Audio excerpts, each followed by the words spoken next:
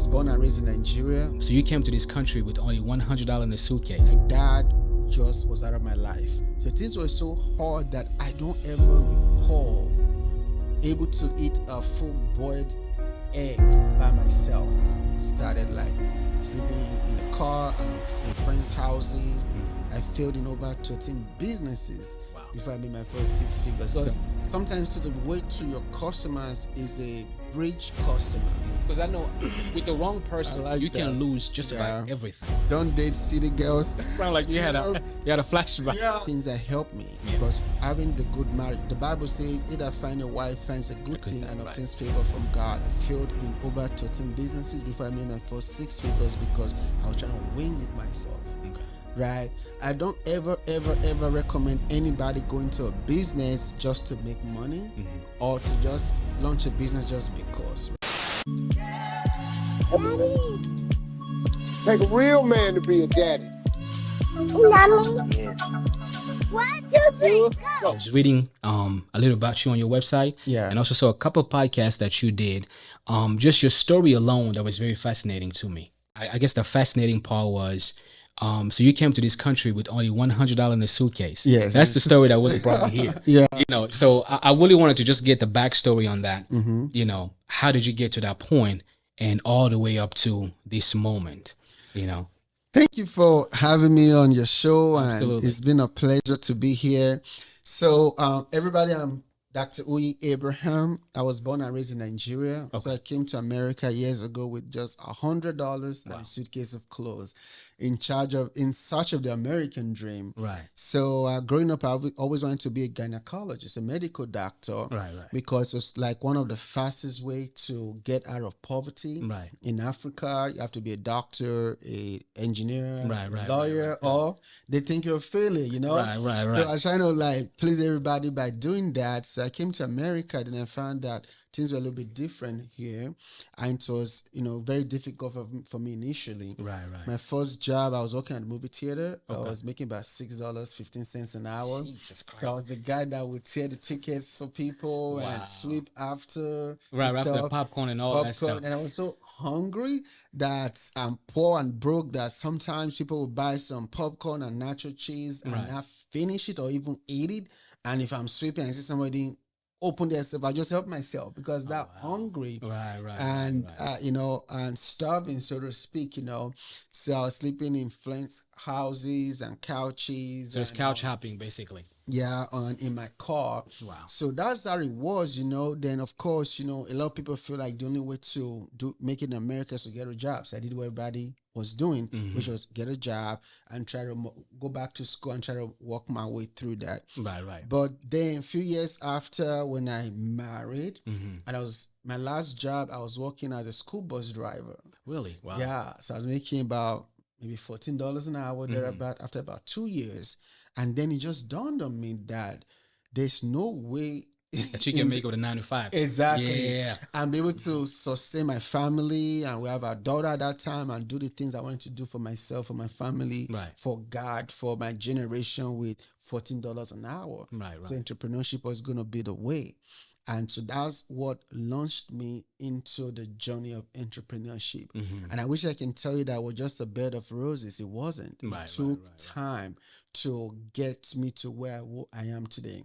I failed in over 13 businesses before I made my first six figures. So, but I know you have a lot of other questions, but that's my story of coming to America with just $100. Right. And people always ask me to, sometimes I was life back home in Nigeria. So, I mean, we were kind of lower middle class. I was raised by my grandma. Okay. And then when she started getting older, she started developing like blindness in her eyes because of diabetes. Right. And then when she started doing that, then our finances started going down. And things were so bad that... How many kids she was raising? Like over was that many? Yeah, over 16 children. Wow. So imagine trying to raise over 16 children in the same household and you don't have real good income. So things were hard. So things were so hard that I don't ever recall able to eat a full boiled egg by myself. Wow. So when, they make us rice or food or whatever, so the only protein would be to boil egg, and that's only on Sundays. You only can boil on Sunday. Yeah, and I don't mean to laugh, but that's crazy. You only can boil eggs on Sunday, and after church, pack our rice, and then the only protein will be to boil egg and split it into 4 ways. Jesus Christ! So the only part that you get is the protein for the food. Wow! I don't ever recall able to eat a full chicken leg or thigh or wings ever. They're only gonna give you like pieces here and there. We had to eat head of fish and stuff like that. And I remember then the only way I can eat like a full 1 or 2 egg. Right. You said 1 or 2 eggs now. Yeah, like 1 or 2 egg to myself. Right. Or eat like a good size of chicken or meat is either Christmas, Easter, or when some type of holiday. Or when I pretend I'm sick. So you have to pretend to be sick just to be able to eat too. That's so crazy. I'll be like, I'm sick, and grandma will be like, I don't have money for hospital. I want you to be well. And then not only do I pretend I'm sick, I pretend like I'm not able to eat. Wow. And she'll be like, you're sick and you can't eat. That's really bad. Mm-hmm. You need to eat, otherwise you could die. Right. And then she'll be like, okay, just send me whatever you want to eat. I'm like, I want 2 boiled eggs. I want 2 sliced bread and a cup of tea. Right. And my siblings and cousins and people we're raising, they know the game. And they'll be like, Grandma, he's not sick. I'm like, I'm really sick. I can't eat. I'll force myself to throw up. Wow. Like I'm really sick just to eat what should be, common to a child. Mm-hmm. So those are some of the traumatic experiences I had growing up. Right. Go to a friend's house and wait and hope that they'll cook and that I'll be invited to the table to eat with them. So you sound like you had a tough childhood. Yeah. See, I was raised in Mali, and I've seen somewhat in Africa. Yeah. Okay. Right. West Africa. So I've seen what that poverty looks like. Yeah. So what was really fascinating to me about your story. So from all of that pain, all of that, just going to that turmoil, how did you get to the point of, okay, I have to go to America? What did you do to be able to get either the ticket, to get the money, to put all this stuff together to come over here? And if America was your initial goal place, or you had other countries that you wanted to visit prior to America, and America just happened for you, or how did that play out? Good question. So when I was about 6 years old, so my parents, they separated and divorced, and then my dad just was out of my life. So that was how I ended up living with my grandma. Okay. So for years, it was in America. So we lost track of him. So for about 15 years, after about 15 years, I saw him after 15 years or so, or thereabout. So when he came back to Nigeria, you're in America, but why was there? After about a couple of years, we send us money and different things to succeed. Right. So being that he's an American citizen, right? So he was able to file for me and my, exactly. So my dad was able to file for us to come to America. But then when we came to America, I only was able to stay with him for about 6 months because we're clashing heads. Again, the goal was for me to come, and be a medical doctor. Right. But when I came in here, I felt like I wanted to just do ministry and also to do entrepreneurship, and that didn't sit well with him. So after about 6 months, I remember that night, he just said, pretty much you can have 2 masters in the same house. You're not listening to me, so you need to go right now. You need to find your way. And so I just took what I got and I left, and that's when I started like sleeping in the car and in friends' houses and gas stations until I was able to find another friend that were able to rent an apartment together, and then I just moved on from there. Yeah. I mean, it's amazing that you say that, because this whole platform, it's actually about fathers. Yeah. And one of my things was I had the same issue with my father. I was raised by my aunt. So when I came here, I was 12 years old. So I met my father for the first time when I was 12. Wow. And we had the same issue, like just button head. And one of the things that I really speak to fathers, or really encourage fathers to really understand, when you meet your kid at a certain age, you have to learn to allow them You know, to because you wasn't there when they were growing up. Exactly. So it's very hard to trying to come in and then you want to be a father when they are 18, 19. It's very difficult. It's hard. Yeah. It's very difficult, you know. So from there, when did you start your first company? So my first company was probably gonna be called, I think it was Abraham House Production. So my very first business was creating websites for churches and for people. And the way that happened was it was my birthday, and one of my friends was like, "Hey, I don't have a gift for you, but since you're kind of technical, I'll give you a gift of a website template. So see if you can use it to build a website for your church." Right. So I built a website for my church, and then that's when I had my very first light bulb moment. And I said, okay, if I could build this website for my church, I can find churches and businesses to build websites for. Right. And I was going to charge them $400 each. Wow. So times 10, if I could get 10 a month, $4,000. Right. Like I was literally praying to God. I said, God, if you can help me make $4,000 a month, I'll be so wealthy. I'll be a millionaire, you know? Because at that time I was making like $5, $6 an hour. Wow. So my very first business was into website design. Then people started asking about photography, videography. That's one reason to have a content studio today, because I've always had a background in content creating, basically. Content creation and visuals and stuff like that. So website, went to video production, photography.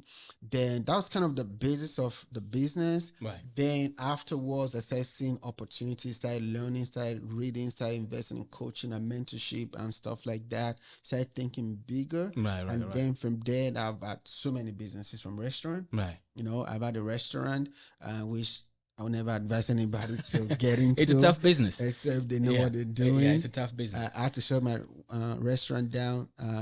Lost over $150,000. That's a lot. Yeah.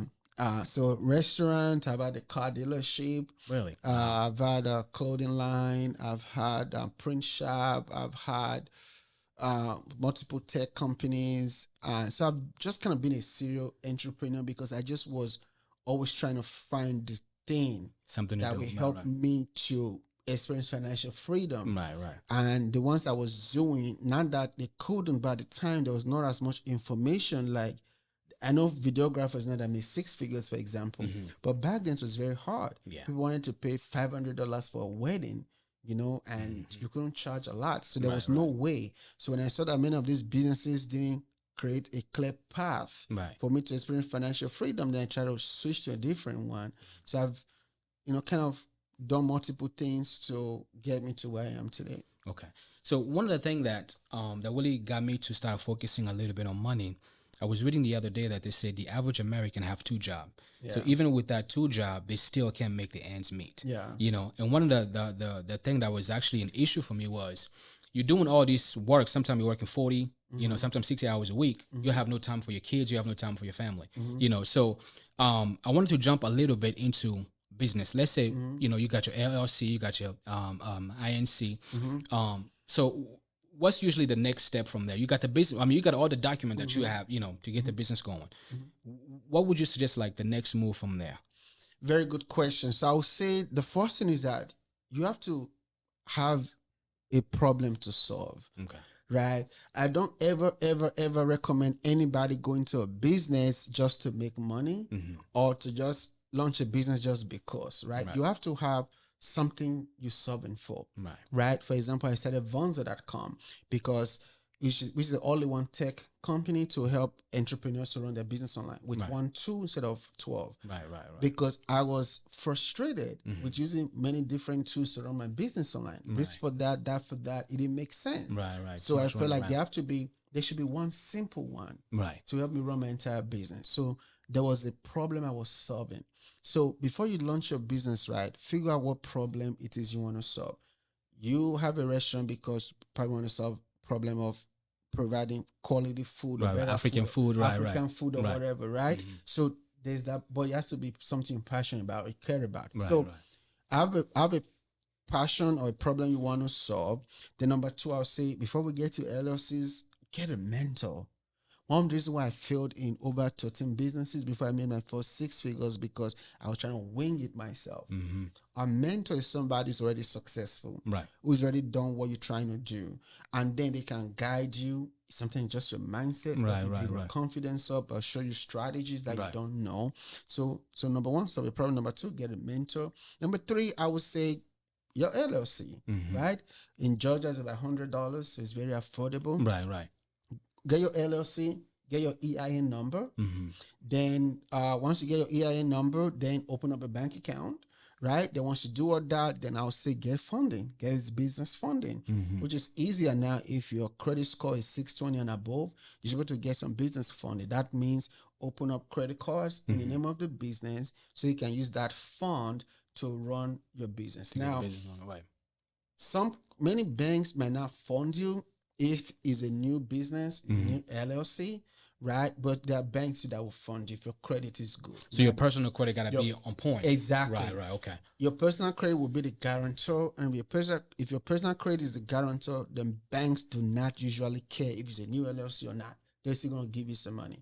So you can run that play. You can get maybe $50,000 to $100,000, and you want to make sure you get a 0% for the first year.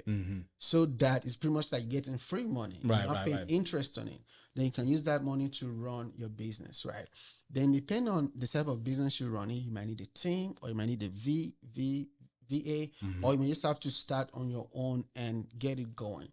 Another thing I think is important too, that a mistake I made earlier, because I didn't have a mentor to help me build my confidence and my self-esteem, I didn't have the confidence to choose my customers. A lot of people, they are frustrated because many customers they're talking to the wrong customers. So when you're marketing to the wrong people, basically. The wrong people. Okay. You can choose your customers. Okay, you want to only work with people 25 to 35, college degree, make 40 to 60,000 a year, Black or African or Asian, whatever the case is, right? So choose your customer, because then you're not using your little resources trying to talk to everybody. Right. You know, you're talking to them, and you just target them. And that's so. How do you target your customer though? How do you target? I guess your organic, or your core customers. How do you get to them from? So first, you have to know you want to target before you target them, right? So how do you know who you want to target? So there are two ways. One, sometimes just by instinct, you just know that, okay, this is the kind of customers that is good for my stuff. For example, if you're selling a coaching program for $25,000 a year, you have no point talking to a single mother on food stamp. Right? That's true. She can't afford you. So you need to maybe talk to people making 40 to maybe 40,000 might be too small for a $25,000 program, maybe 60 to 150,000 a year, right? So, sometimes demography. If it is a coaching program for women, then shouldn't be talking to men. Is it young women? So you can really go detailed in your targeting, right? So sometimes you just know by instinct based on the program you're offering. Then some other time by data.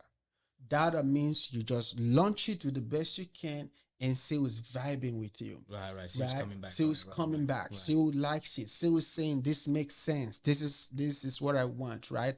And then that gives you the information that you need to be able to do the things that you want to do. It's actually interesting you say that, because some of the major companies like Google, for example, YouTube, based on how you create your profile, they will show you certain type of ads. Exactly. I guess based on your demographic, your race, your age, and all the other stuff. So the number one, first you have to know your product. And then you have to know your target audience. Before you target them. Before you target them. Yeah. Don't just start targeting people.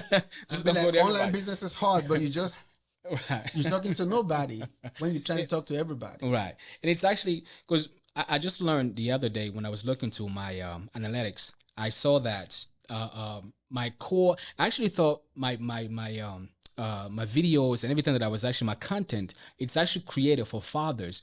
But the ironic thing is, I'm getting more mothers that are watching and are more interacting with my stuff than actually the fathers. So it's funny that you say that, because now I have to now flip it and make it more engaging to the mothers, speak to the mothers as opposed to just the fathers. Powerful. Because sometimes the way to your customers is a bridge customer, which is the mothers can vibe with your stuff so much that they start showing it to their husbands and their sons and their friends and be like, look at this, look at that. right? Data never lies. Right. Numbers never ever lies. So and I know a lot of people when they start a business, they think just because you have a business, you're gonna start getting customers. Money's gonna start rolling in. Can you talk a little bit about the hard work that really goes behind the scene? Because most people, when they see you, they see that you look good, that you have all this stuff going. They're thinking that, you know, you did it overnight. You know what I mean? Like when you talk about your story, where you really came from, most people, when they look at you, they don't see that. Yeah. You know, they don't really see the struggle. Can you touch a little bit on that? Very, very good question. So that's very, very important because there are only few people, maybe less than 0.1% in the world that have what we call the Midas touch, that they just touch something and it just blows up. For the rest of us, usually hard work, a lot of hard work. You got to work on it. A lot of grinding and sweating and crying and giving up and almost giving up and all of that stuff, you know. That's why one of the biggest traits of a successful entrepreneur is going to be the gift of never giving up, resilient, just being resilient, right? Because there are going to be times that will be tough. I just was having a conversation with you off camera, right? You know, sometimes people are going to do stuff to you. Some people are going to shade you. Right. Sometimes it's your own friends. Sometimes your own parents, your own family. Sometimes your own customers. Exactly. Sometimes your own team. Yeah. Steve Harvey, you know, shared a story how his own accountant, he was writing checks to pay to the IRS. His own accountant was pocketing that checks and using it and never paid the IRS. Until the IRS now got to him and almost put him in jail for owing them millions of dollars. Jesus. And he's like, I already paid. Right. But his own accountant was the money. finessing him, right? So how do you handle that when you trust somebody with your life in your own team and then they backstab you or they become the Judas, right? That's always the entrepreneurs. And one reason I always talk about having a mentor is that you're going to have tough days and tough times. It's good to have somebody who's been through stuff. Yeah. That can say, you know what, chill, relax. Yeah. Yes, I'll handle that and handle this, right? So I think that's something that is very, very important to do. So, you know, resilience, be strong, be courageous. And I think one more thing I want to add to that too is mental health. Yeah. Here's one thing a lot of people don't talk about entrepreneurship. They only show the flashy stuff. Right. But most entrepreneurs, they are always depressed. Yeah. Because businesses sometimes goes up and down. Things happen to knock you off your game. Yeah. So maybe you also need a therapist. I'm a big proponent now of getting a mentor and a therapist if you really want to do big things in entrepreneurship. Yeah. That's actually fun. It's good that you actually mentioned that because I just added that to my page as well to really, I guess, highlight the importance of taking time for yourself, taking time for your mental, you know, your well-being. So you saying a couple of times about the mentorship. A lot of people now, and I know some people that I know personally, they are afraid to get mentorship because most of them, when you find them online, either they will scam you or they will, you know, like there's some type of something that's behind the scene. When you get into it, then you find yourself stuck, you know. So what do you look for, or what do you know, what do you, when you're looking for a mentor or a mentorship, what are some of the things that you need to be focusing on or looking for before you can, you know, either hire somebody or work with somebody? So I would say a person that has character, that have integrity, and have the experience to help you. Because having character and integrity is not going to be enough if they're not been through something or built something. They can guide you, right? So, but character and integrity is important, but someone too that have done something that inspire you so they can teach you how you can get the same thing, right? When I had a Mercedes, my mentor had one. So he taught me how to pretty much use faith, what they call manifestation. Right. Use faith to manifest my Mercedes. Yeah. The same thing when I got a Bentley, the same thing when I got a Rolls Royce. The first time I sat in a Rolls Royce was at my mentor's mastermind. So I went to a mastermind and he has his Rolls Royce and his friends, they have their Lamborghinis and stuff. When I sat in it, and that was when the fear of I can't afford one. Right. This is not for me. That's when it broke because my mentor can have it. I'm inspired now that I can have the same thing too. Right. So you kind of see how our mentor helps. It's not just only that they give you strategy. Sometimes that exposure, sometimes that mindset shift that unlocks that gets you right something for you. So there are bad apples out there. Everybody's not bad, Right. but you just have to find the right person that vibes with you, character, integrity, and the experience and expertise to help you get to your next season. Okay, I appreciate that. Okay, let me close with this. Relationships. Yeah. You know, a lot of people, especially when you start making a little bit of money, when it's coming in, money brings people. You know, sometimes attract the wrong people. What advice can you give, I guess, let's say single fathers that are doing good for themselves? You know, what advice can you give when it comes to relationship, who to settle with, you know? You know what I mean? Because I know with the wrong person, you can lose just about everything. You know what I mean? So for someone that has so many, you know, multiple companies and all that, I'm sure you had your share. Yeah. You know, so I have that. Give us something good to really to close with. Yeah. Very good one. Probably one of my favorite ones so far. Okay. I would say don't date city girls or divas.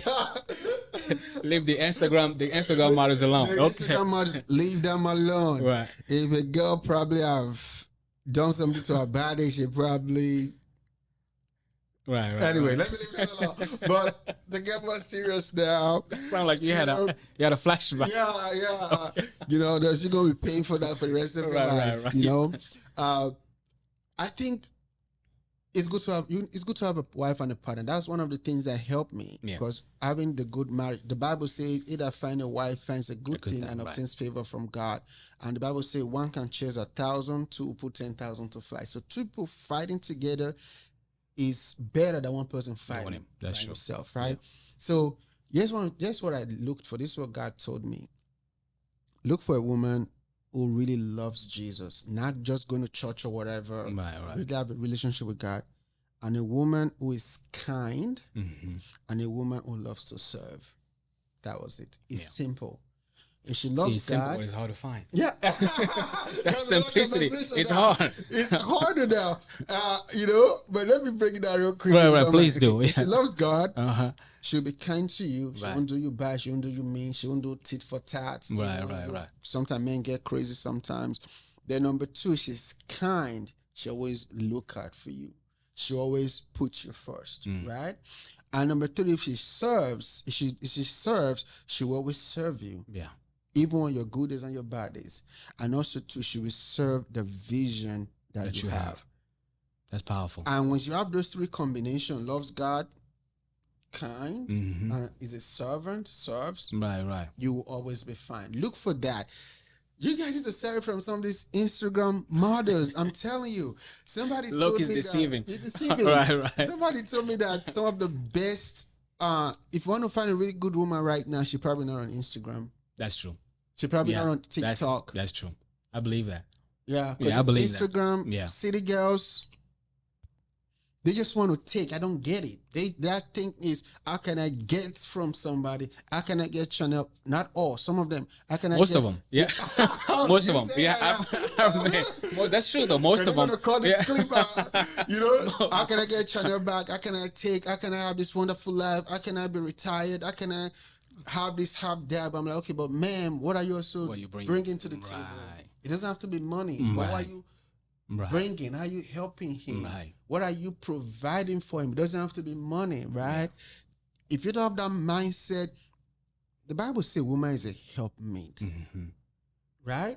I posted something today on my Instagram, something to the effect of find a woman who wants to make money with you. Not a woman wants to take money from you. Yeah. That's powerful. Right. A man don't want a liability. Right. A modern man wants a woman who's an asset. So a woman brings something to the table. I don't care what it is. It doesn't have to be money. And it doesn't have to be, and don't just say, oh, I'm bringing sex.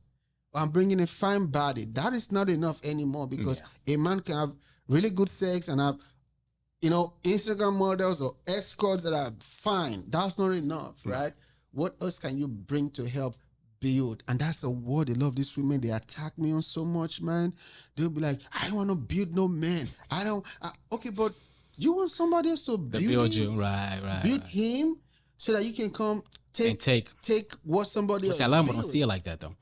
Most of them, they don't see it like that. They just want someone who's already ready, set. So when they come in, everything is already set. It's like you're just giving them everything on a silver platter. And I see that a lot, especially, I'm 32. Around my age, it's crazy. Are you married now? I was married. Okay. Yeah. Are you looking for the married again? No. No. Because for me, to be honest with you, though, it was. I think the thing that really messed me up. I somewhat let the church, and I hate to say it like this because when we first met each other, we were going to church a lot. Okay. And then it was prophesied to us that we were meant for one another. Wow. You see what I mean? So we didn't take the time, and I don't really blame her or really anybody on how everything played out, but we didn't really take the time to learn each other. We didn't take the time to really basically just date. We just took that prophecy and then we ran with it. You know what I mean? So that's the mistake that we made. But as far as getting married again, to be honest, I don't see myself done. At least I'm probably gonna cut this part out, but not with an American.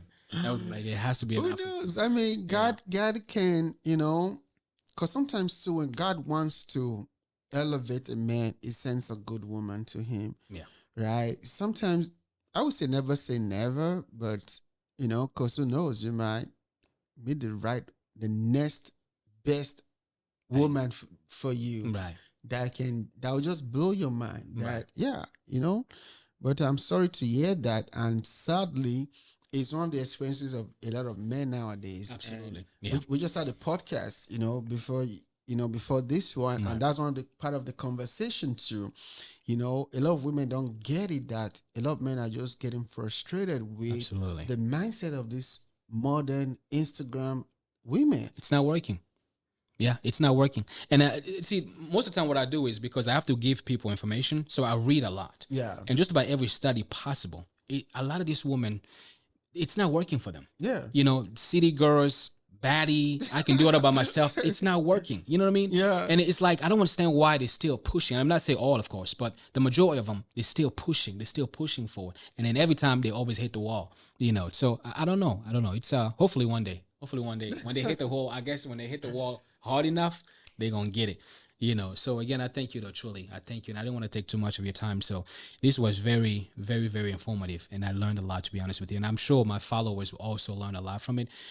So where can they find you? If the people looking for a coach, looking for, I guess, you say you were a preacher as well? Yes. So I pastor a church, Elevate Church, right here in Atlanta, Vonza Studio. So we meet on the first Sunday of every month. Okay. So it's just an hour service at 10 o'clock.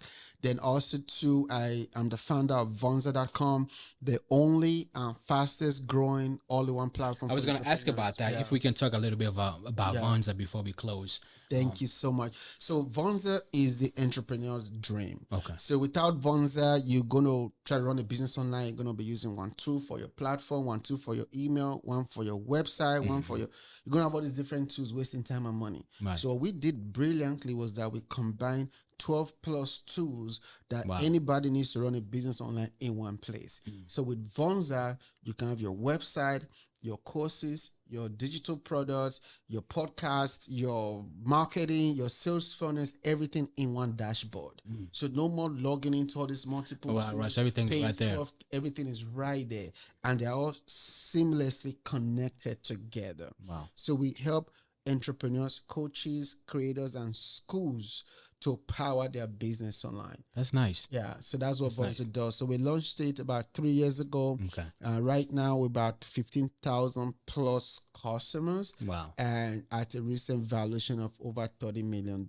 Wow. Yeah, that's amazing. Goal is to take it to $1 billion. That's amazing. With 1 million customers. That's amazing. And I hope this podcast at least brings you one more somebody to sign up. That's gonna be good. Please. And here's the best part. Right. We have a totally free account too. So if you're just out there, you're not sure of what business to start yet or whatever, go to Vonza. You can start with a totally free plan, because what God told me was to make it easy for anybody anywhere to launch their business online. Wow. So we are the only ones really in our space that have a totally free account. So you can come create an account for free and sell stuff there. The only thing is that if you make money, we want to make some money. Right, too. right. If you don't make money, we don't want to make money from you if you're not making money. Right, so you can start the free plan, and if you sell anything, you just pay commission of 10%. Right. But if you don't sell, you don't make anything. We don't make nothing, right? But if you don't want to pay commission of 10% to Vonza, then you can subscribe to the paid plans where there's no commission whatsoever. Right. So you can start with the paid plan because you don't like giving people money,